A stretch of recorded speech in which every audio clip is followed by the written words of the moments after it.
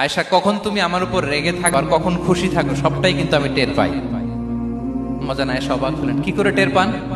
বিষ্ণু বলেন, যখন তুমি আমার উপর খুশি থাকো তখন দোয়ার সময় বলো লা ওয়া রাব্বি মুহাম্মদ, তুমি বলো হে মুহাম্মদের রব আল্লাহ, মদিনার উপর রহম করেন, আমাদেরকে ক্ষমা করেন, হে মুহাম্মদের রব আমাদের ক্ষমা করেন, এইভাবে দোয়া করো।